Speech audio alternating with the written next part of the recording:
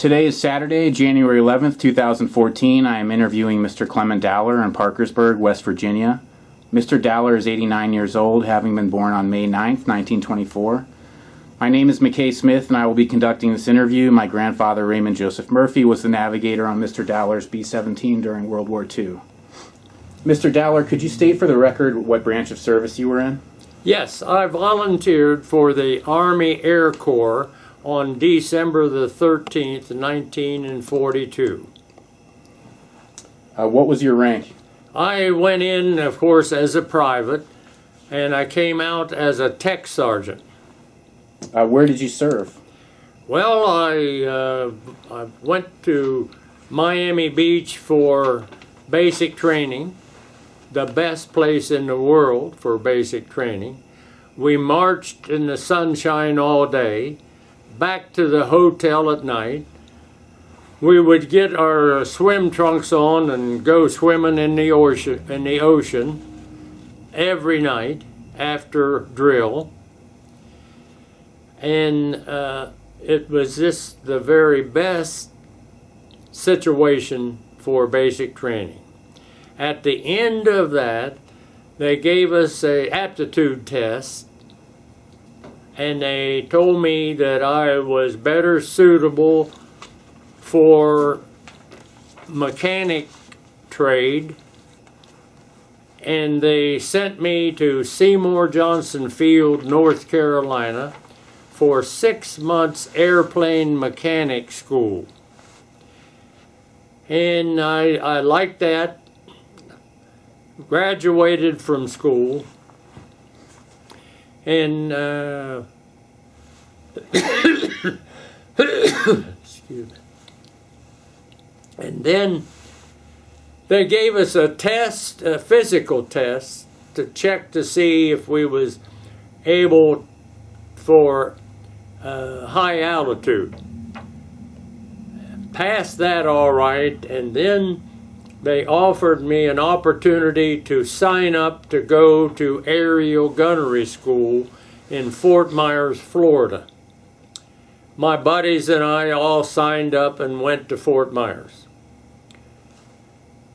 Started school, and we didn't study like we should have. The first test they gave, we failed mathematics. They got us together and said, you have 3 choices. You can be transferred to the infantry, or you can be transferred to cook and baker school, or you can go to night school here and make up your grades. Well, we all went to night school because we wanted to graduate. After graduation, they made us all buck sergeants, and then we got our wings, and we was put on a troop train out of Florida, across the country, all the way to San Diego, California. At that time, we all thought sure we would be going to the Pacific area for combat. Wrong. They put us back on a train, and we headed east to Pyote, Texas, where we had formed a B-17 crew of 10 men.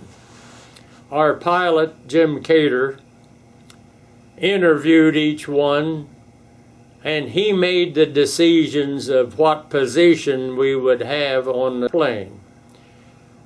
I was assigned to the ball turret underneath of the plane, and I liked the position, and that was where we went. When we got in combat, that was my position. What was it like being a ball turret gunner? Well, in the ball turret,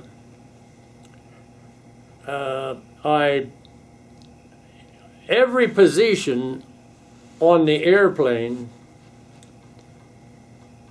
had a relief tube. Okay. And except the ball turret, no relief tube. I got used to that. Didn't bother me too much. But we had 3 months of phase training in Texas. We flew night and day. Lots and lots of flying. And the pilot would let us fire our guns, getting used to firing guns in the air. It wasn't bad duty at all, although there was nothing there at Paiute except tumbleweeds. We would go to Odessa on leave occasionally, which was a nice Texas town.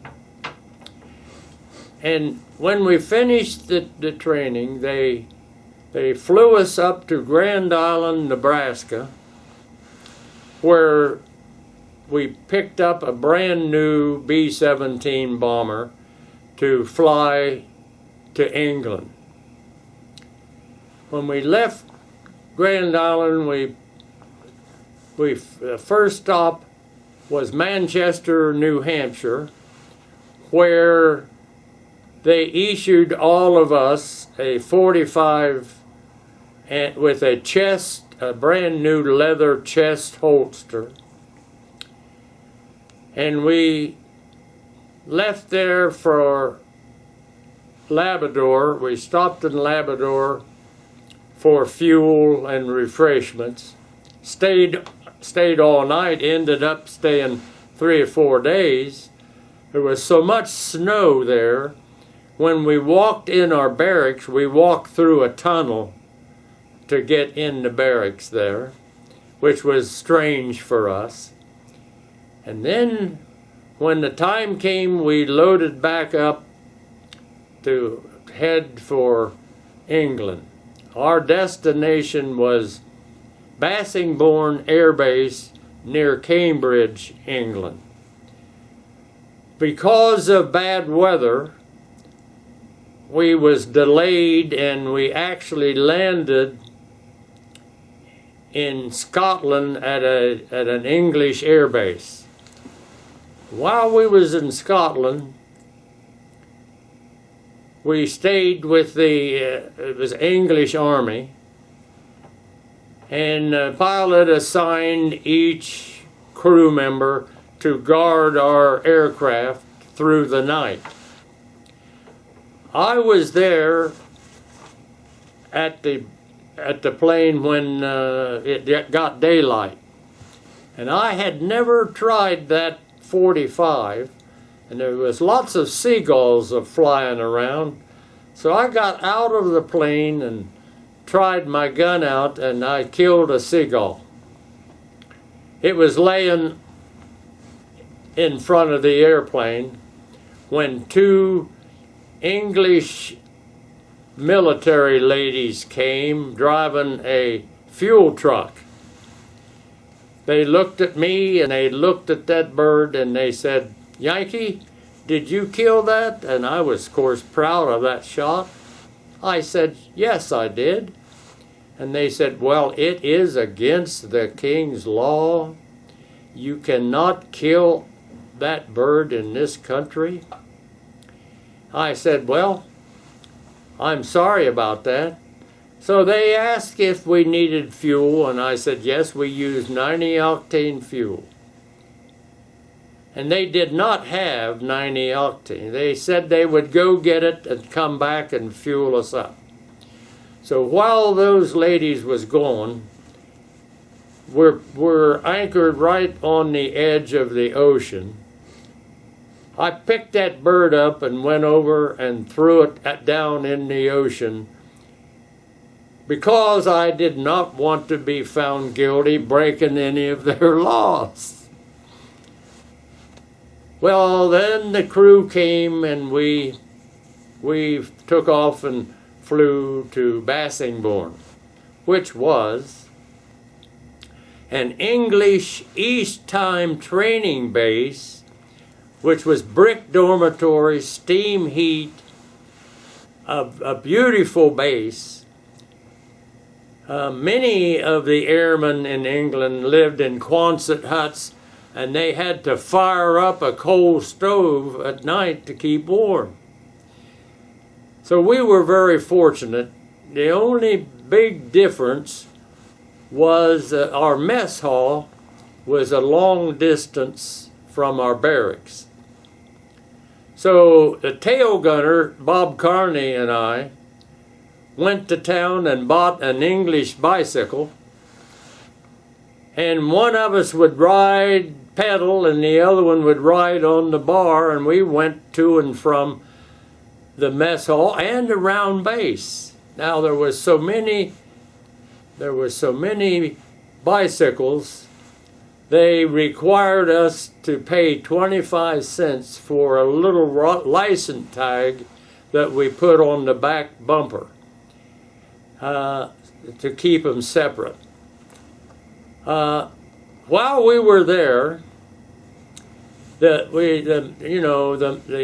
mess halls always had that artificial eggs that we didn't like very well. I don't know anybody that did. But we learned that the English farmers came to the front gate and sold real eggs. Well, to start with, in our barracks, there was 6 crews of enlisted men, and six members each. And when a crew would be shot down, before we started flying, the rest of the people in or crews in that barracks would go through their footlockers and take whatever their personal belongings they had that they wanted. At first, I thought that was bad and did not involve. But later on, it grew older, and I was looking in a locker and I found an electric skillet somebody had used. And I got that skillet and I went to the front gate and bought some eggs. I went to the mess hall, and through the back door the cooks would give me bread and butter. So I made egg sandwiches for all of my friends, and I made so many I started selling them. I got $1 for each egg sandwich way back there. And everything was doing fine until we started flying. Are there any specific missions that you remember? Yes, I remember the first mission was on Frankfurt, Germany. We went there to bomb a ball bearing factory on the outskirts of town. Our intelligence was very good. They knew where every ball bearing factory was located in Germany. And of course, once they had no ball bearings, they couldn't build any war equipment. On that second mission, on the first one, it was uneventful. The intelligence called, we had no enemy aircraft and very little anti-aircraft flak. But the second mission, we was sent to Berlin, Germany, to bomb a ball bearing factory on the outskirts of town. This is deep into the country. The Germans did not want us going in. They had lots of enemy aircraft attacked our formation. Our air base had 18 bombers on that mission. They shot down our best friends flying our next crew number 88. We was 87. Crew 88 got hit on the way in and their plane exploded. Our pilot told us 88's been hit, watch for parachutes. Well, we all watched but never saw any parachutes. These were friends that we had training with in Texas. They was in our barracks there. They was in our barracks in England. We lost some very close, dear friends on that mission. We got to the target, and the Germans had a big barrage of flak guns. It's like a great big cloud in the air. For those of you that don't know, flak is a projector they shoot up, and at the same level it explodes, and it's like shooting bullets in all directions. We flew right into that cloud. We lost 2 of our bombers in that cloud. We went right on and dropped our bombs. And I'm on the bottom and I'm watching the target. We hit the target good. We start back home. The Germans had a habit of coming in and attacked our formation from 11 o'clock high, dive down through shooting at us, dive down through the clouds that we was flying over a cloud cover, and then they would come back up behind our formation and shoot at us from behind and dive back down through the clouds. I'm watching the clouds on that trip back, and I see a black dot coming up through the clouds. Of course, I opened fire with both of my 50 caliber machine guns, and he kept on coming and I kept on firing. Back then, my turret had a Sperry computer sight. It adjusted the sight for me, and he burst out in smoke and then rolled over and went back down through the clouds. I'll always know that I got one hit. Now, the rules were, if you shoot down an enemy aircraft, you have to have at least one witness. And there's no way that we could tell I really got him because he went through the clouds, and I never did apply for it. So the rest of the crew members didn't see it either? No, they didn't know. They didn't know what I was shooting at there. Anyway, in that mission, they shot down 10 of our 18 bombers. This was on March the 20th, 1944. That was the early days of the bombing of Germany.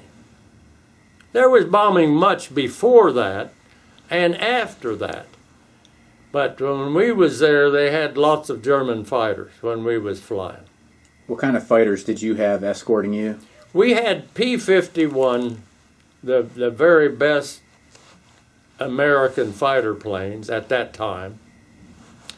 We would usually have 4 of them with us. But when the German fighters would come, they would take our fighters off the side and get in dogfights with them, and then the rest of the Germans would have free to attack our formations. That was a practice that they always used. So our fighters couldn't protect us because there wasn't enough of them. I want to turn a little bit to the Avord mission on April 28th, 1944. Can you just tell me a little bit about how that mission started out and what you guys were briefed on? Yes.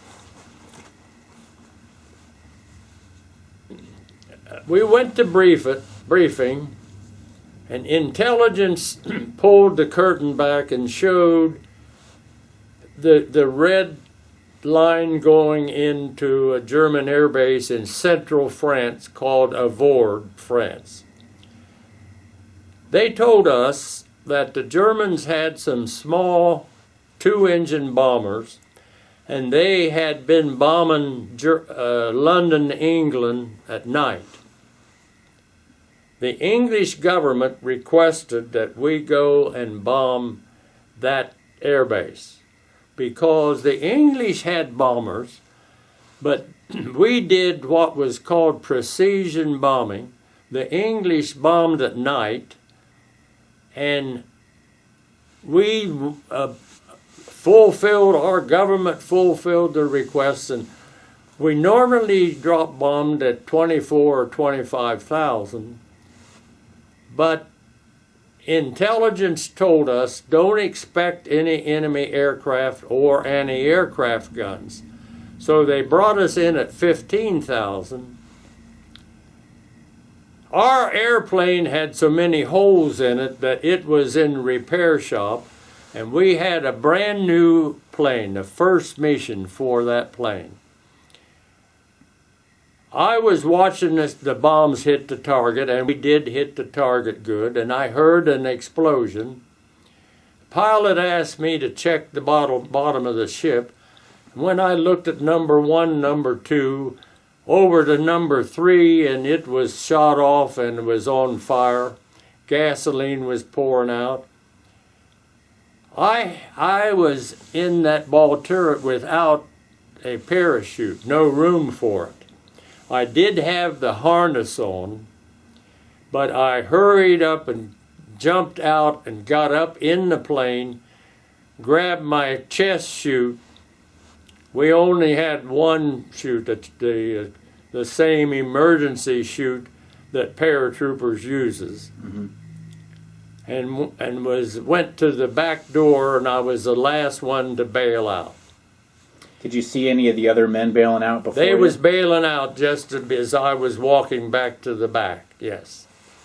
So what was it like jumping out of that plane? Well, it was good to get out because I knew it was going down.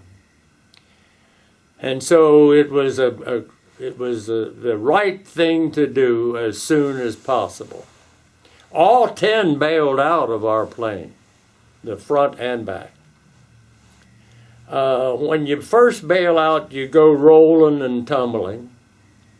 Oddly enough, when you relax, the body will drop like you're falling, like you're leaning back in a easy chair. I had my hands on the parachute, my hand on the red handle, my pants leg filled full of air. I could look over my shoulder and see the ground.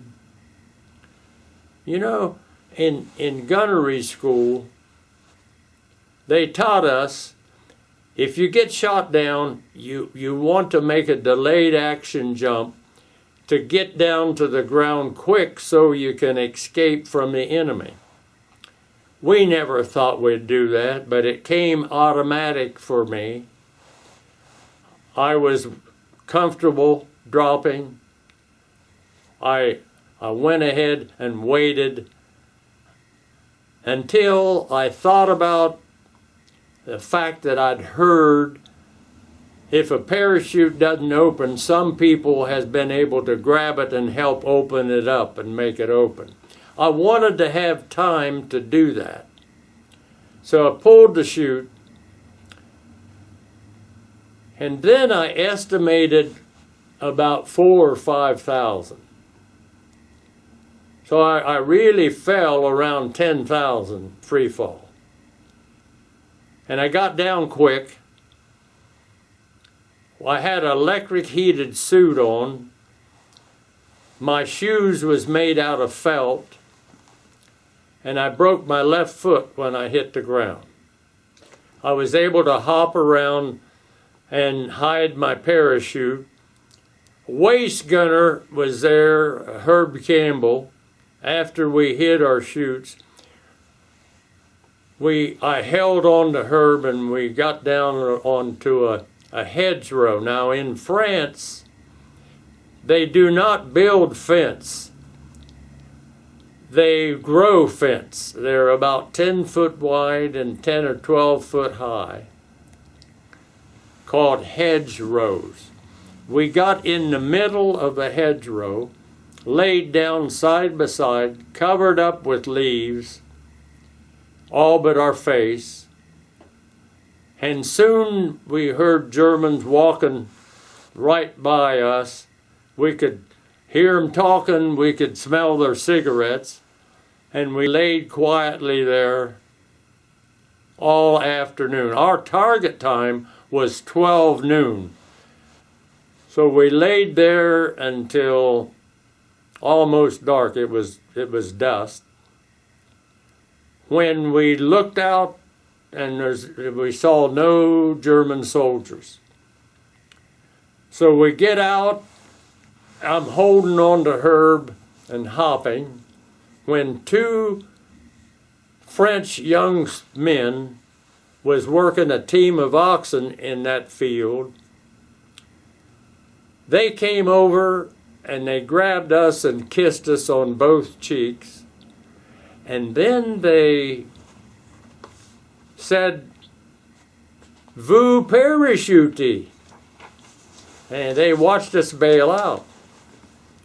Well, they took us and they carried me and they hid us in another hedgerow.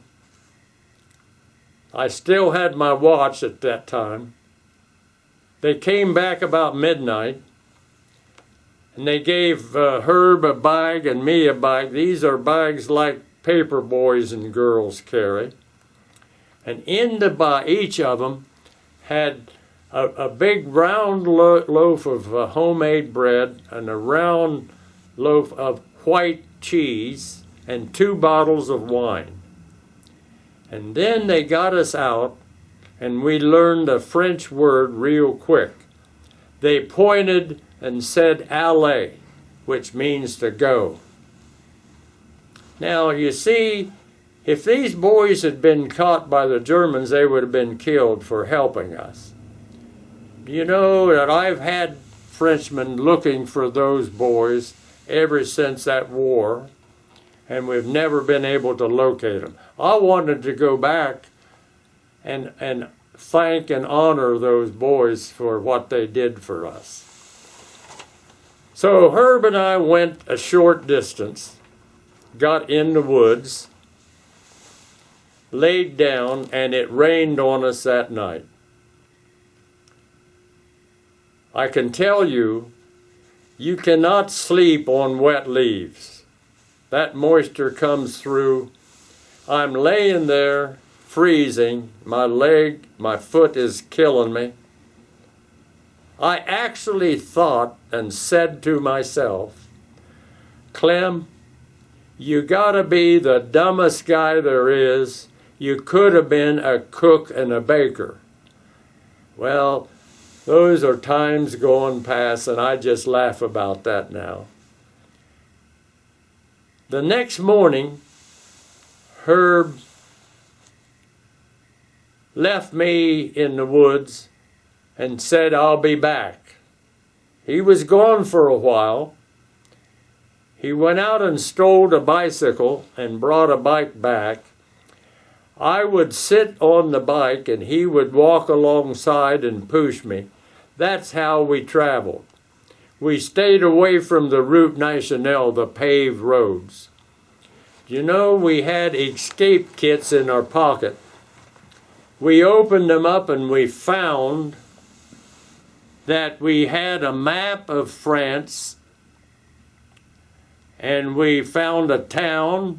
We could locate where we was at. So we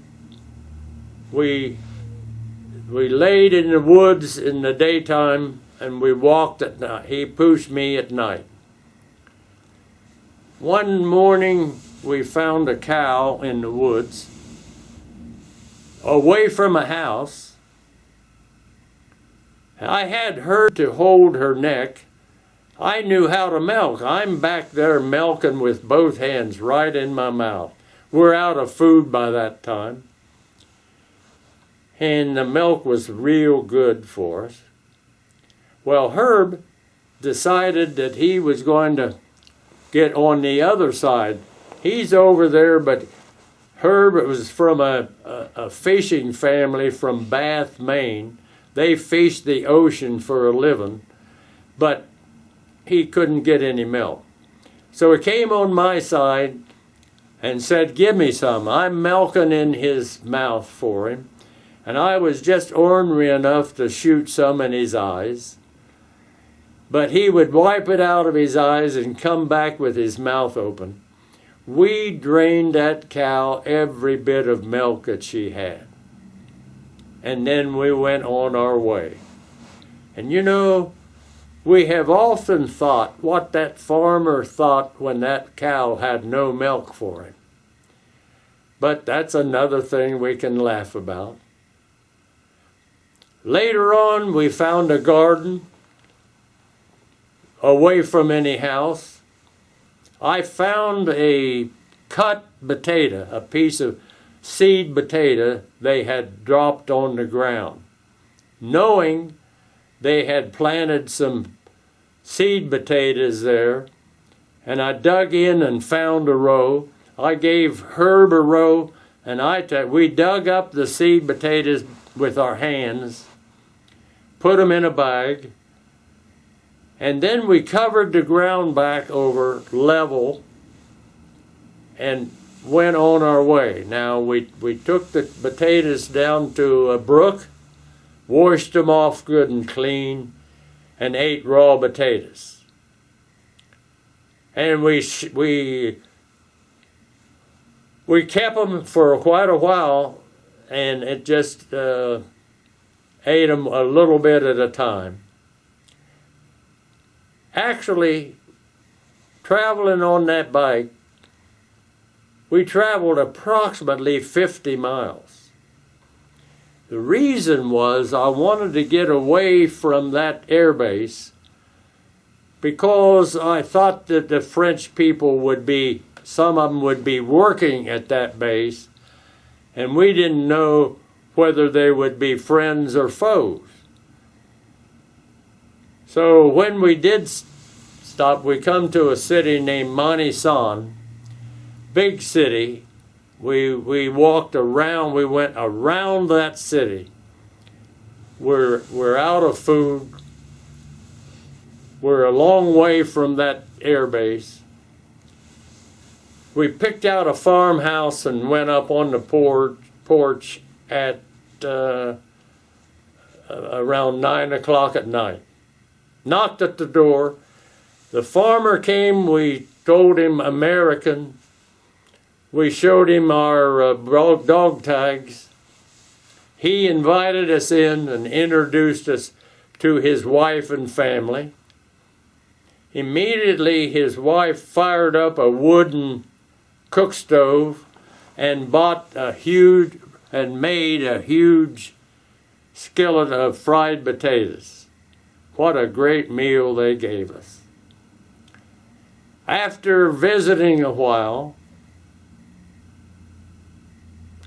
they took us to the barn, and we got in the hay mile, and we slept in their hay mile at their barn. Now, we understood this because they couldn't be caught helping Americans. The next morning, we heard a lady's voice saying, "Are you there? Are you there?" We hesitated, but we went out, and we met a fine lady by the name of Micheline from Maquis, rode a bicycle out there. They had notified the French underground sometime during the night. She came out there to help us. She could speak very good English. She had been to school in London in 1938. And every day she would ride a bike and bring food and take us up in the woods and try to teach us French. Well, we learned a little bit. One of the things that stuck with us was how to say potatoes. That is pommes de terre. You know, we used that later on. We went into French restaurants and said pommes de terre, we always got potato soup to eat. Now, after a few days in that barn, during the night they brought a truck and got us out, put us up in the back of an old truck in the hay and covered us up with a tarp.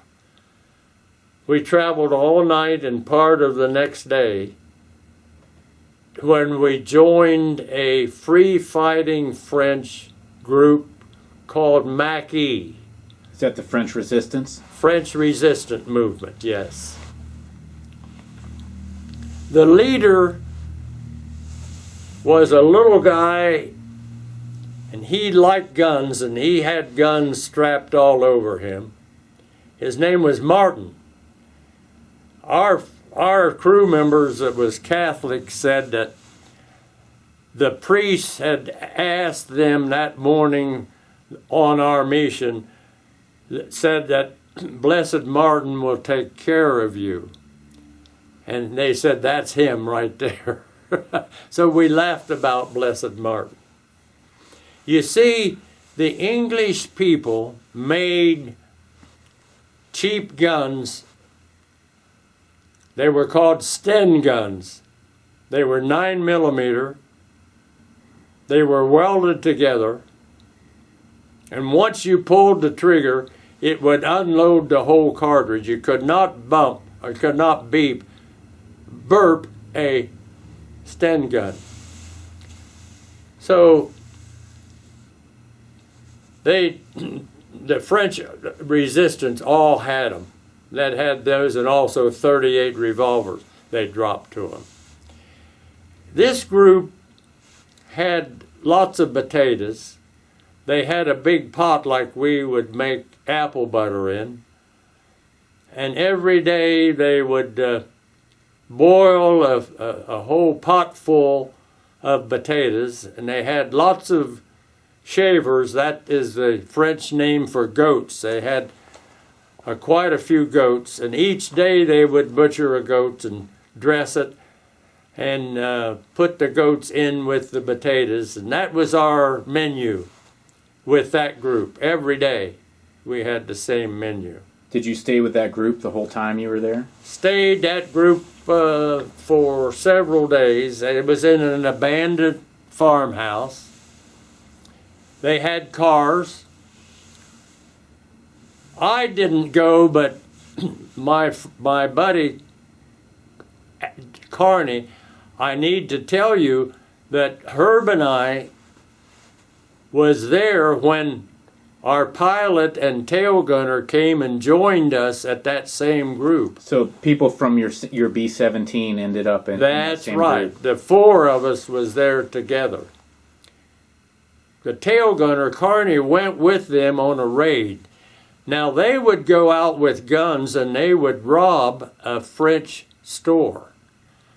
They would get their food, they'd get their tobacco. I suppose they'd get money, I don't know. But this one mission they went on, Carney was with them when the French police, when they came out of the store, they opened fire on them. They had to shoot their way back to their car to get away. And he told me that he was really scared for his life in that shootout. That was the first and only time that he went on that. Actually, I'm in the farmhouse upstairs, laying on some hay, and the splinters started flying all around down below my feet. One of those French boys playing with that Sten gun and unloaded the whole thing right up through the ceiling of that room. And that bothered me. That was dangerous to be with them. So I was really happy when we all moved in trucks and cars on a 2-day trip to Saint Flour, France. That's where the French leaders that had been military leaders was forming an army to fight the Germans. The soldiers they had, probably a couple of hundred or so, was all young men in civilian clothes. We went to their headquarters, which was another big farmhouse and a barn, and was there. They had a few cattle, and they had food. We were with them a few days, when we heard about across the mountain was a group of Allied airmen, a total of 17, Americans, English, Canadians, and one Australian, had built a cabin up in the mountains. So they moved us over to that group. When we got there, they didn't have any room in the cabin. We had to cut some small trees and put them together with bark off of trees and wild grapevines, and made our own part of the cabin. And it wasn't bad. We cut leaves and branches and made the roof. And for the bunk, we put leaves in the bunk, and we slept on leaves. We had one guy, we called him Lank. I think he had been on a Lancaster from England. And he liked to cook. He did all the cooking for us. When we needed food, some of our guys would go down to the village. We all had escape kits with plenty of French money, and buy vegetables and buy food. The French, when they would butcher a beef, they would give us some beef. We ate good. We was going to stay there as long as possible. One day we had a new arrival. A Major George Weinbrenner had been shot down, and he got there in the cabin. His feet was so bad, his shoes was gone, he was practically barefooted. Actually, we had an intelligence officer in that group. He asked our shoe size. He radioed Algiers and Africa and had them to bring us, and they dropped out parachutes with our own size GI shoes. We all had new shoes. I gave my shoes to George Weinbrenner,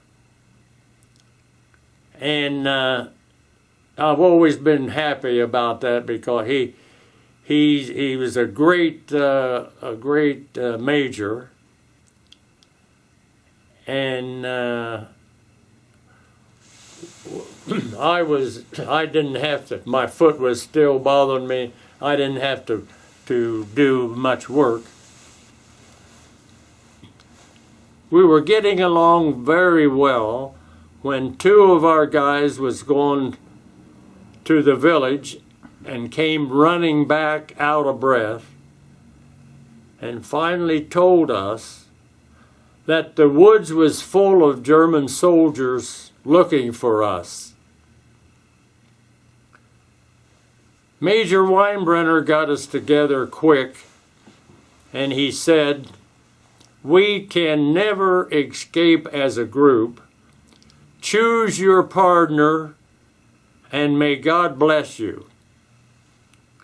When I turned around, Herb is leaving with a Canadian airman, and I left with our tail gunner, Bob Carney. And we all left two at a time in different directions.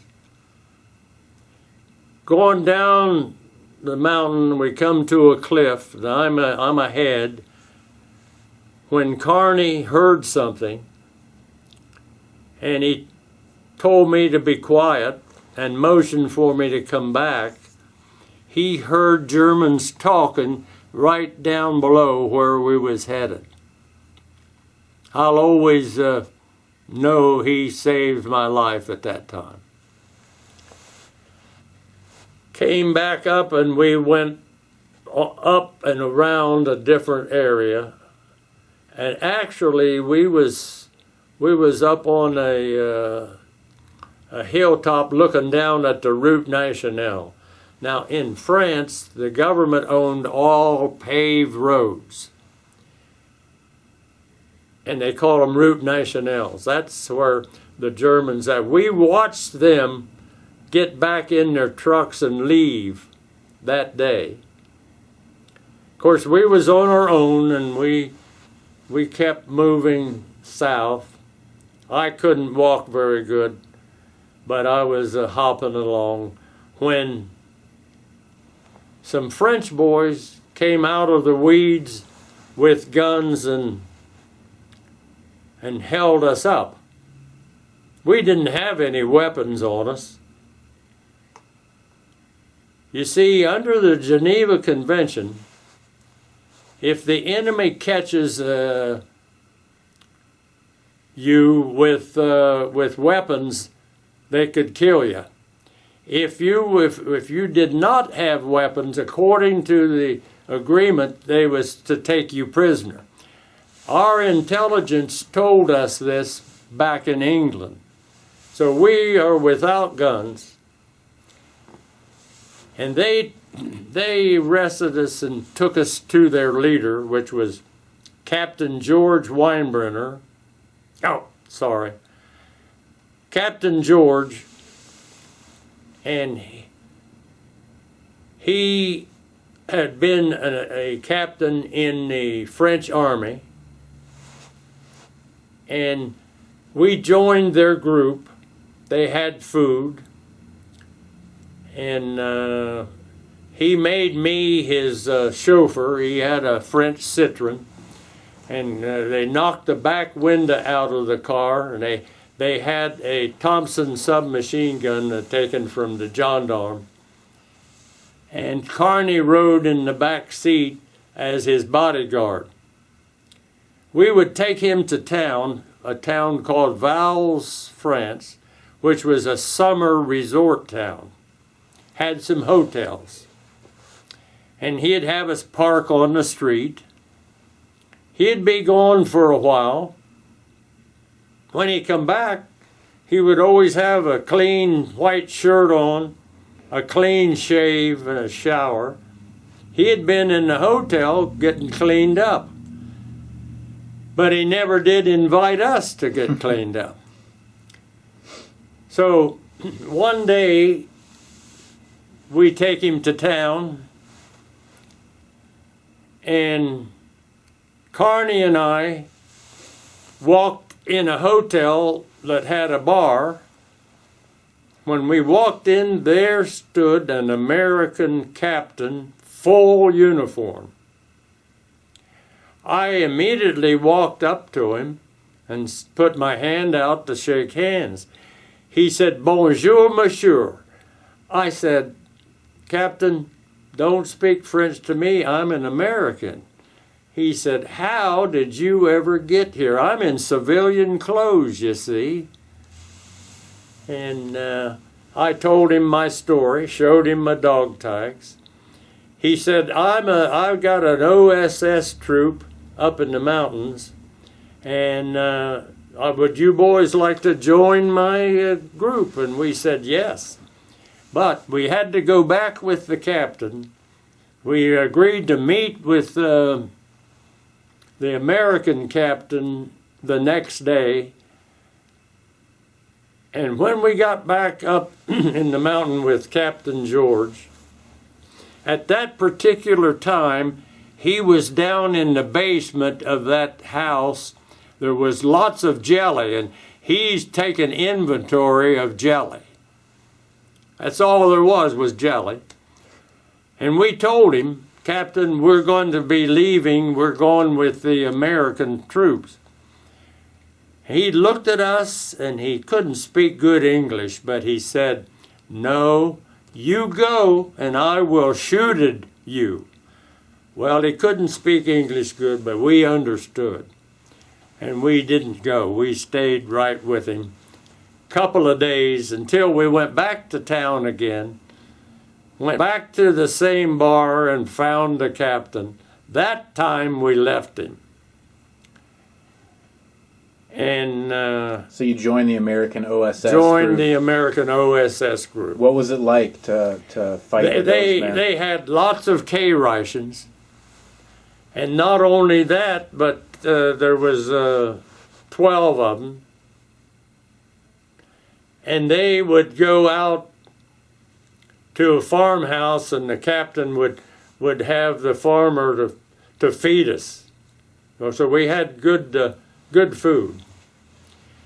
Well, shortly after we joined the group, they also had radios, and they had them to drop in 2 small cannons, and they was in parts, and they put them together to fight the Germans.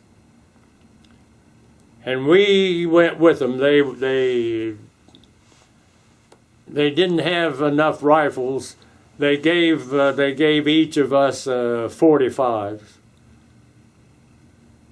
And we went out with them. They set up, they had horses to pull the guns up on a mountain overlooking a Route Nationale. And when the German trucks and tanks came, they opened fire, and they disabled a truck and blocked the caravan. And we're sitting there when the Germans got up there and set up a machine gun and opened fire on us. They killed a couple of the French boys. I remember when they did, we took a dive and crawled away from that area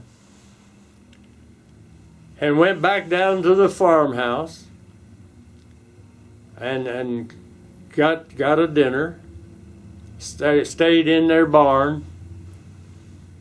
And the next morning, the captain said, "We're going to take that mountain back." And so we go with them. They're going up that mountain, and the Germans was up there with machine guns and open fire. And then we tried crawling some. That wasn't my thing, but I was really, frankly, I was glad to hear him say retreat. And we went back down to the farmhouse. After a couple of days, some of them went back and found those guns in perfect condition. I always thought the Germans would have destroyed those guns, but they didn't. So we're with the OSS group a few more days until they they told us that they was leaving and going north, looking to fight Germans. We wanted to go south. Actually, our instructions from our intelligence was to try to get over the Pyrenees Mountains into Spain. Several airmen got over the mountains and was sent back to England. We never made it that far. Carney and I is on our own, and we'd try to find a abandoned barn or a house to sleep in. We're sleeping in a house when we heard a lot of noise on the Route Nationale. We went out to look, and we saw American trucks with stars on them. We saw tanks. The Evasion had came in southern France, and they're going north. Of course, we went down and we saw some in the field. We talked. We're in civilian clothes. When we told them we was Americans, those soldiers didn't believe us at all. They didn't believe you were American? No. Did they think you were Germans? They didn't know, either French or German. And so finally, we thought about telling. We showed them our dog tags. And then they believed us. We told them our story. Well, they was getting ready to leave, and we had to go start walking again. We're in a small town, very small town. We found a big black French Citroen automobile. The keys was in it. Bob looked at me, I looked at him, we shook our head yes. We got in that car and stole it. Got down on the Route Nationale, and the gas tank was on empty. Again we saw Americans. We pulled off of the road and showed them our dog tags, and they filled our gas tank full. And we headed on south. We had a map, of course, and we was heading to Avignon, a big city on the river. And when we got there, we had bombed their bridge. It was going. The Americans had built a pontoon bridge, and that's what they was using to cross the river with. Now, when they wasn't using it, they let the French people use it. There was a big line of French people. We was in that line, and when we found out what was going on, when there was no vehicles coming, I drove right down to the bridge, and the MP stopped us, and we told him who we was, showed him our dog tags, and he let us cross the bridge. We drove to the airport where the Germans had used. The Americans was at the airport now. We parked the car, went to headquarters, and asked if we could get a plane back to England. Oh, they said, we don't have any planes going to England. We got one B-25 warming up going to Italy. I said, we don't want to go to Italy. Oh, yeah, they said, that's the only place we got. So I went back and put the switch keys in that car and left it. Some soldier got them a good car to use.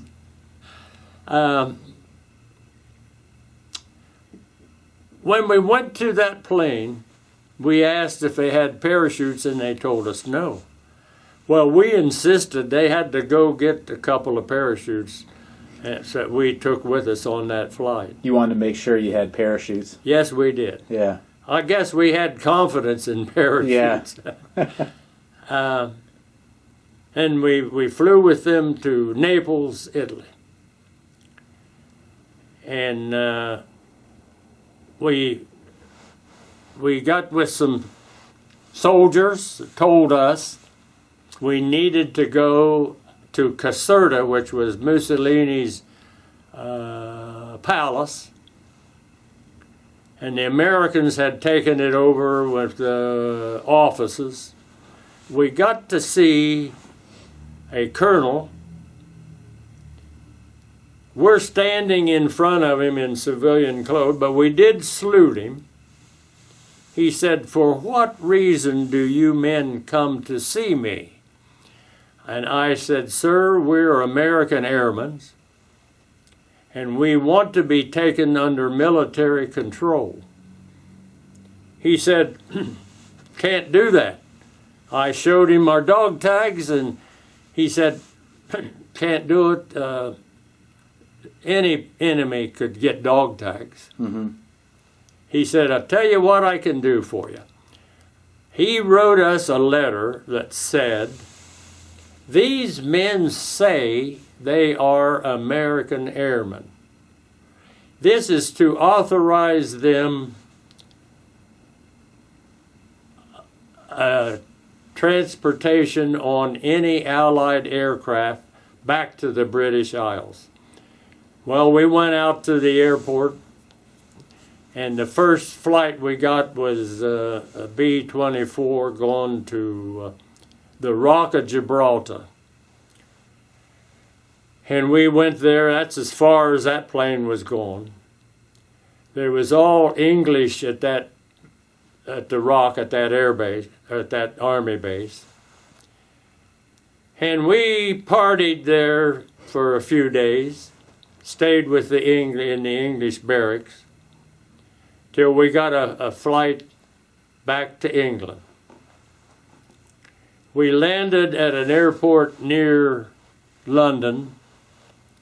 When we walked off of that airplane, they evidently had radioed the ground and said, "We got a couple suspicious characters here." So 2 MPs grabbed me and 2 of them grabbed Carney, put us in a paddy wagon, took us downtown London at a house that had guards on the doors and bars on the windows. When we got in, we found it was where they put all airmen come back until they was taken under military control. Is that where they would debrief you? They briefed us, and there's intelligence officers there upstairs. And finally, when they got our records from our base, had our picture and everything, and they took us under military control. And they ordered some uniforms. It turns out they couldn't get them. All they got was some English jackets we wore, and was in civilian clothes. Walking on the sidewalk, some American soldiers called us English 4Fers.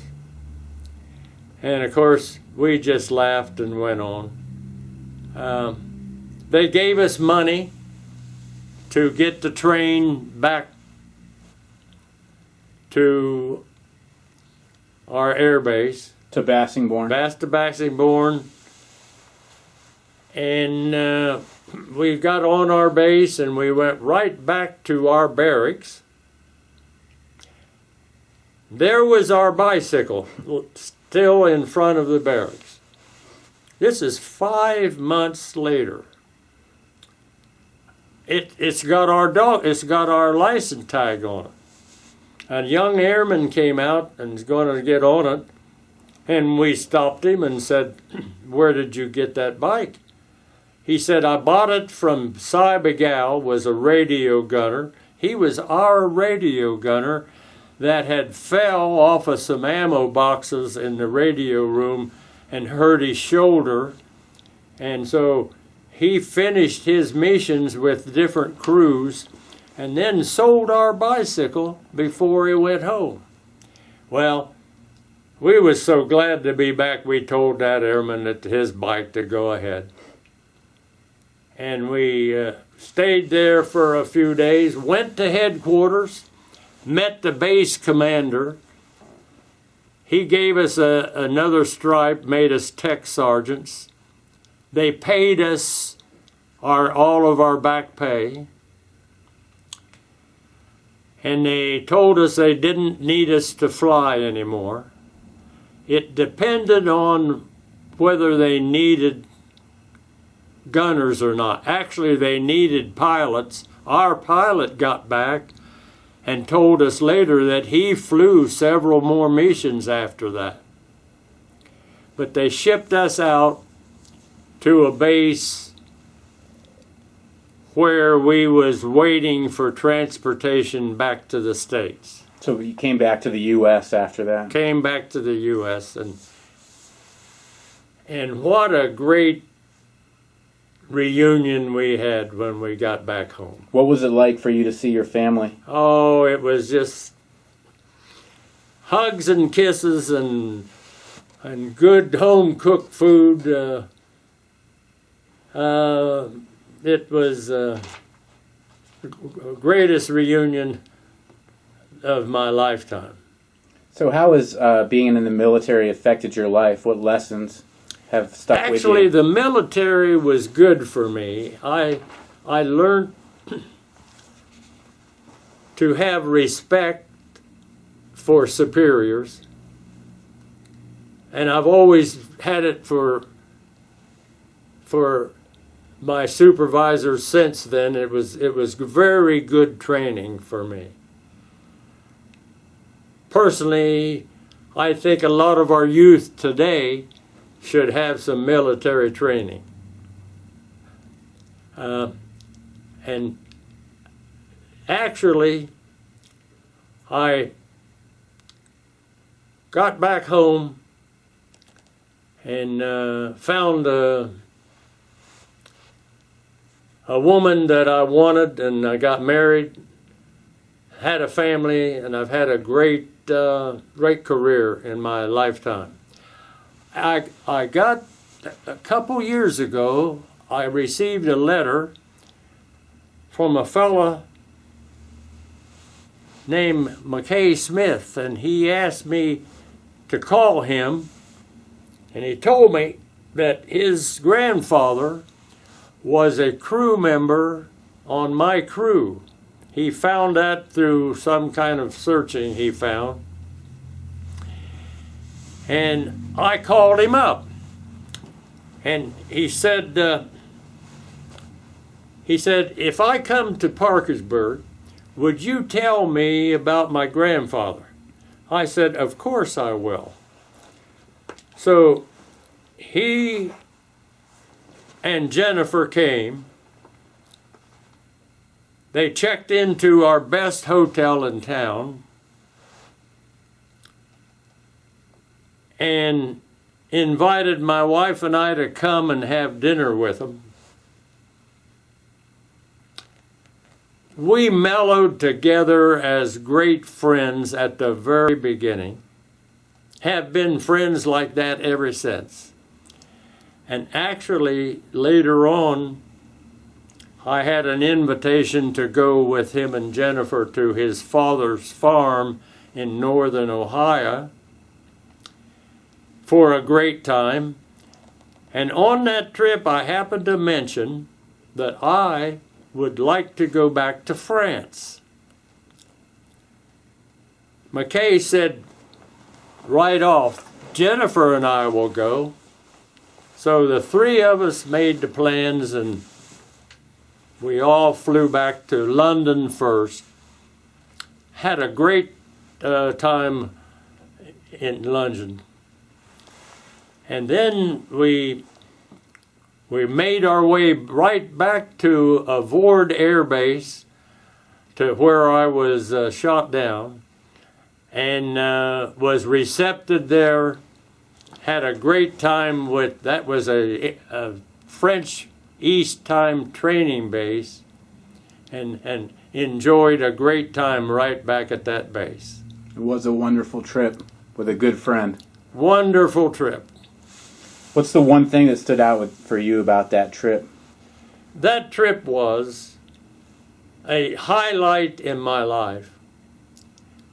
The thing that stood out was the way the French people honored us and treated us.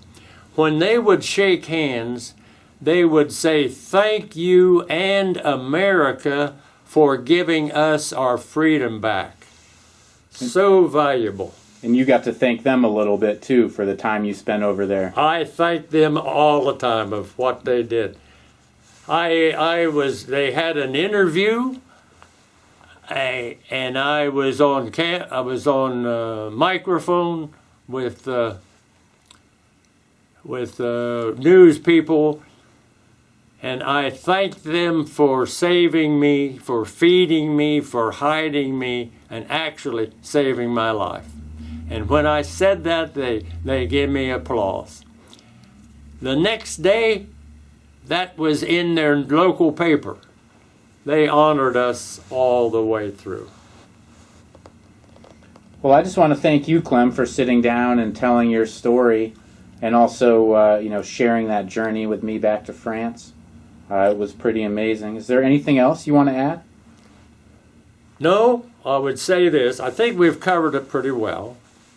I would say this. If I had my whole life to live over, I'd go right back and do the same thing.